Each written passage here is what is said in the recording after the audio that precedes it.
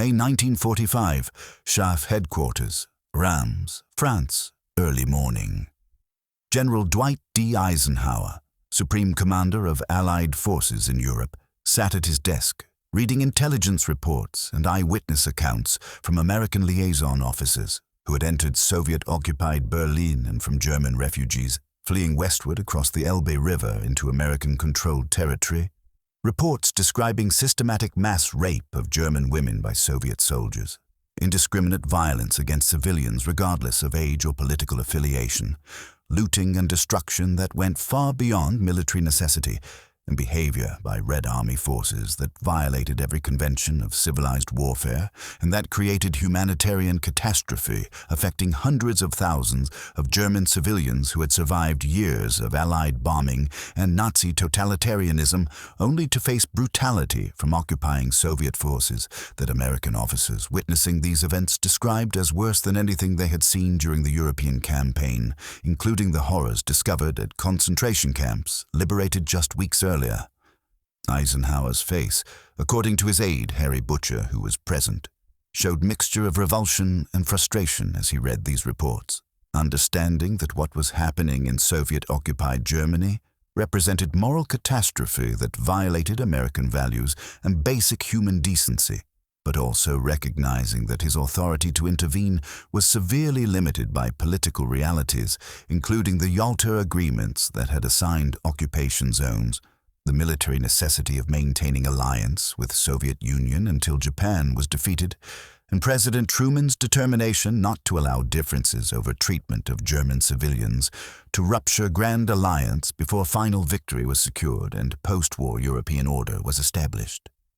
The context that made Eisenhower's situation so morally complex was that German civilians suffering under Soviet occupation were citizens of nation that had initiated the war, that had committed unprecedented atrocities throughout occupied Europe, and that bore collective responsibility for supporting Nazi regime, even if individual civilians had not personally participated in crimes against humanity.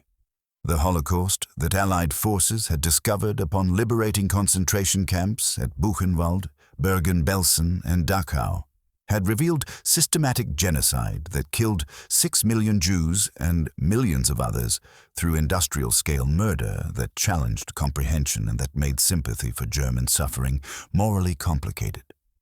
When Eisenhower had visited Ohrdruf concentration camp on April 12, 1945, he had been so horrified by the evidence of Nazi crimes that he ordered every American unit in the area to tour the camp so soldiers would understand what they were fighting against, and he invited congressional delegations and journalists to document atrocities for American public who might not believe such things were possible without photographic evidence and eyewitness testimony.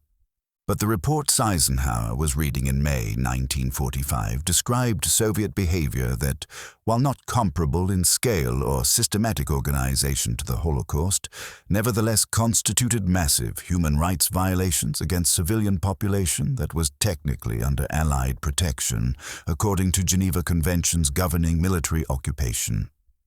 Intelligence estimates suggested that hundreds of thousands of German women in Berlin and in other areas of Soviet occupation had been raped, often repeatedly and often with extreme brutality that resulted in deaths, suicides, and psychological trauma affecting entire generation.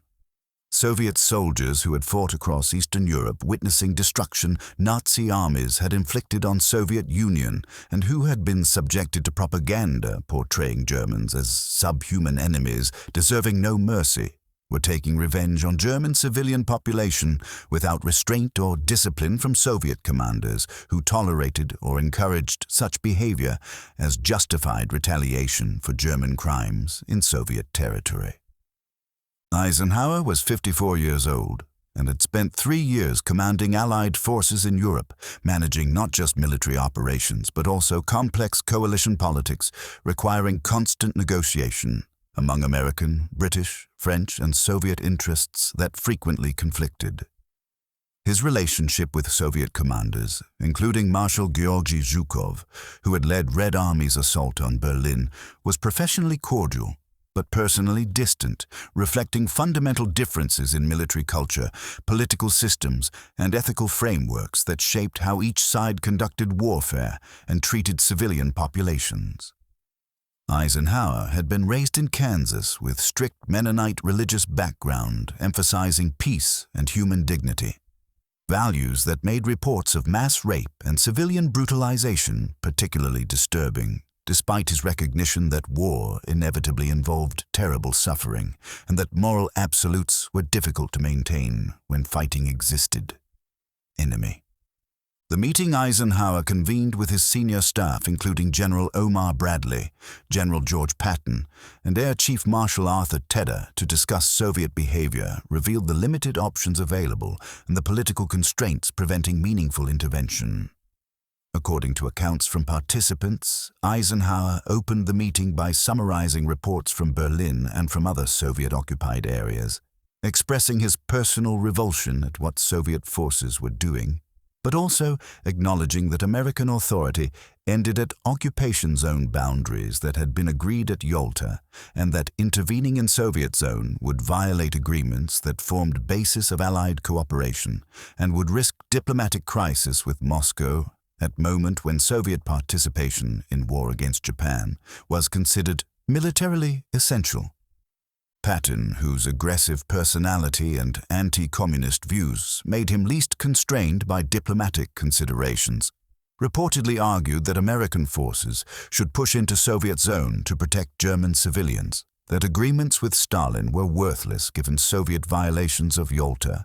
provisions about free elections in Poland and elsewhere, and that Western powers would eventually regret allowing Soviet brutality to go unchallenged because it would establish precedent that communists could treat conquered populations however they chose without accountability. "We're letting them get away with murder, and worse," Patton reportedly said, pacing the conference room with characteristic restlessness. "Every day we wait, thousands more German women are being raped and killed. If we're supposed to stand for civilization and human decency, we can't just ignore this because it's politically inconvenient."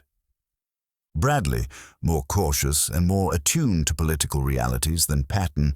pointed out that American forces were exhausted from nearly a year of continuous combat, that military operations against Soviet forces would require redeploying divisions from occupation duties and from preparing for Pacific War, and that American public would not support fighting new war to protect German civilians who had supported Hitler and who bore responsibility for war that had killed hundreds of thousands of American soldiers.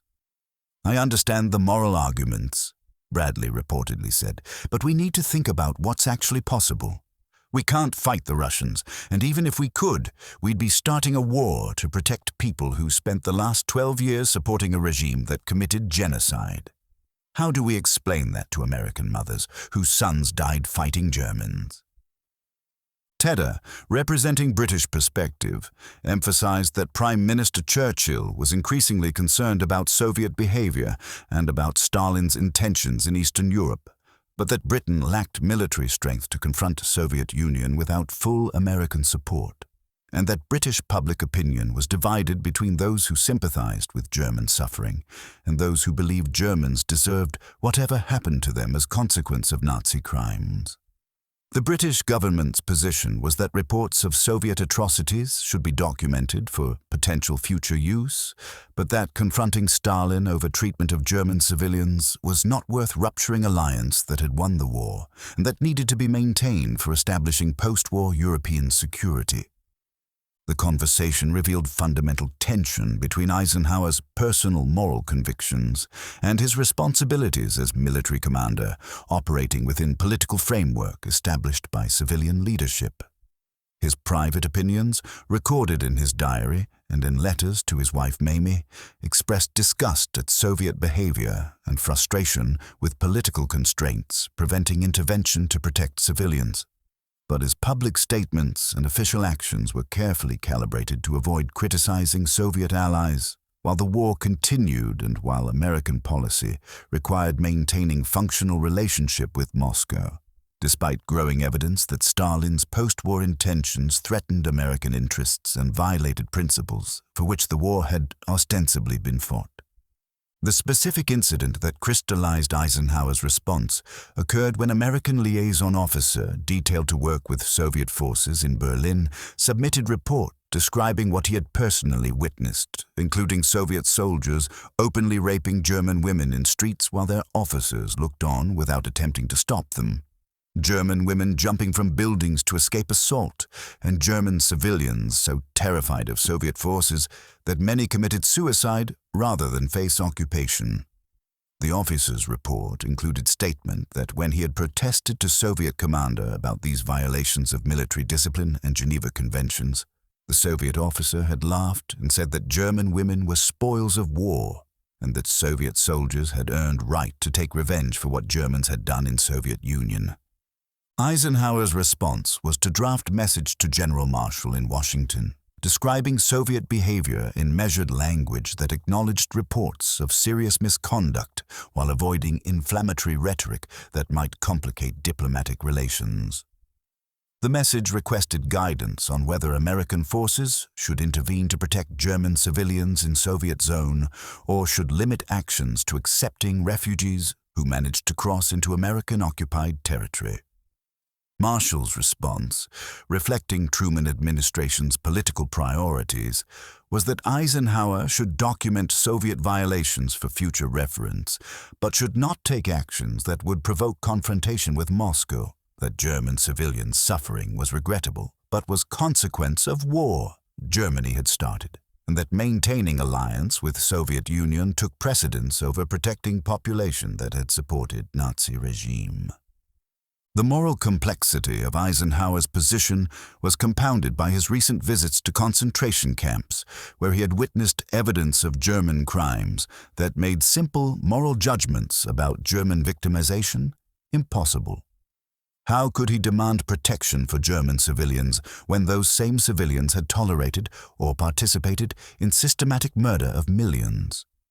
How could American soldiers who had fought across Europe at terrible cost be asked to protect Germans from allies who had borne the brunt of fighting against Wehrmacht and who had suffered casualties dwarfing American losses? The fact that many German women being raped were young girls who had no political responsibility for Nazi crimes and who were innocent victims regardless of their nationality did not change political reality that American intervention to protect them would require breaking with Soviet Union in ways that American government was not prepared to contemplate. The alternative scenarios that might have emerged from different American policies reveal how constrained Eisenhower's actual options were and how difficult protecting German civilians would have been, even if political will had existed. If American forces had pushed into Soviet-occupied Berlin to stop mass rapes, Soviet forces might have resisted creating military confrontation that could have escalated into shooting war between former allies, or Soviet forces might have withdrawn, creating power vacuum and requiring American occupation of areas that Yalta Agreement had assigned to Soviet zone. Neither outcome would have prevented Soviet behavior in areas where Soviet forces remained, and military confrontation would have ruptured alliance before Japan's defeat and before post-war European settlement was negotiated. If Eisenhower had publicly condemned Soviet behavior through press statements or through official protests to Moscow, Stalin would likely have responded by citing German atrocities in Soviet Union and by accusing Americans of Nazi sympathies, creating propaganda victory for Moscow while not changing Soviet soldiers' behavior in occupied territories. The political cost would have been weakening alliance without achieving humanitarian benefit, satisfying moral imperatives while failing practical test of whether actions actually helped people they were intended to protect. If American occupation zone boundaries had been drawn differently at Yalta to include Berlin and Western rather than Soviet control, mass rapes in Berlin might have been prevented, but Soviet behavior in other areas of Soviet occupation would have continued, and Stalin would have compensated by demanding control over different territories in ways that might have left other populations suffering Soviet occupation.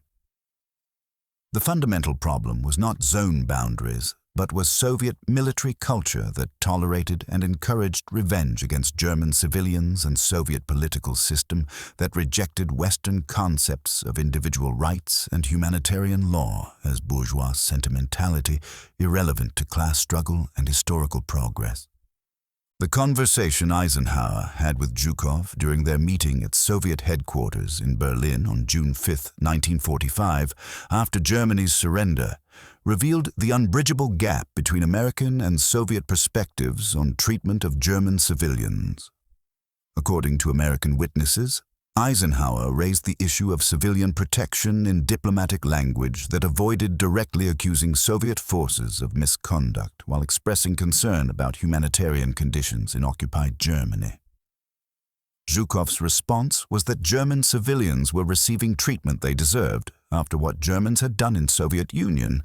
that Soviet soldiers had witnessed their families murdered and their homes destroyed by German armies, and that Western powers, who had not experienced invasion and occupation, had no standing to lecture Soviet Union about how to treat defeated enemy. When Eisenhower attempted to explain that Geneva Conventions required protecting civilians regardless of their nationality and regardless of crimes committed by their government, Zhukov reportedly became angry, stating that international law was created by Western powers to serve Western interests and that Soviet Union would not be bound by rules designed to protect fascists from just punishment. The exchange ended with both commanders maintaining superficial cordiality required by alliance politics, but with clear understanding that they operated from incompatible moral frameworks and that Soviet behavior in occupied Germany would continue regardless of Western objections. The psychological toll on Eisenhower of knowing about Soviet atrocities while being unable to stop them manifested in increased irritability with staff, in difficulty sleeping, and in expressions of disillusionment about Grand Alliance and about prospects for post-war cooperation with Soviet Union. His diary entries from this period reveal growing conviction that Stalin could not be trusted to respect agreements or to govern occupied territories according to civilized standards, and that Western powers would need to organize to contain Soviet expansion rather than hoping for continued cooperation based on wartime alliance. These private assessments contrasted with his public statements, maintaining optimistic tone about Allied unity and about shared commitment to building peaceful post-war order. The broader question of how to balance moral principles against political necessity pervaded Eisenhower's entire experience commanding Allied forces, where military effectiveness required working with Stalin despite fundamental disagreements about values and despite Soviet behavior that violated American principles. The necessity of defeating Nazi Germany had justified alliance with Soviet Union despite Stalin's totalitarian dictatorship, his purges that killed millions, and his 1939 pact with Hitler that enabled World War II to begin. The logic was that defeating existential threat of Nazism required accepting morally compromised ally, that perfect solutions were impossible in war, and that choosing lesser evil was legitimate when alternatives were worse. But this logic became harder to maintain when war was won and when alliance with Stalin no longer served clear military purpose, but instead perpetuated Soviet control over Eastern Europe and enabled Soviet atrocities against civilian populations. Eisenhower found himself trapped between understanding that confronting Stalin over German civilians would serve no practical purpose, while American forces remained in Europe only until Japan was defeated, and feeling that American moral authority was compromised by tolerating behavior that violated everything United States claimed to represent. His solution was to document Soviet violations while avoiding public confrontation, to accept German refugees fleeing into American zone while not actively encouraging mass migration that would create humanitarian crisis, and to hope that eventually political conditions would allow addressing Soviet behavior without risking broader conflict. What Eisenhower said after seeing reports of Soviet soldiers' treatment of civilians in Berlin was that what was happening represented human tragedy and violation of civilized standards, that he was personally disgusted by Soviet behavior and troubled by American inability to stop it. but that political and military realities prevented intervention that might save individual victims while risking broader confrontation that could lead to war between former allies. He told his staff that they should remember what they were learning about Soviet methods and about Stalin's regime, that post-war cooperation with Moscow would be difficult, if not impossible, given fundamental differences in values, and that Western powers would likely face extended confrontation with Soviet Union, requiring strength and unity to protect freedom against totalitarian expansion. He told General Marshall that Soviet treatment of German civilians was creating humanitarian catastrophe and was undermining Allied moral authority by making Western powers complicit through inaction, but that he understood political constraints and would not take actions exceeding his authority or contradicting administration policy. He told Zhukov in carefully diplomatic language that civilian populations deserved protection regardless of their government's crimes and that military occupation should be conducted according to international law.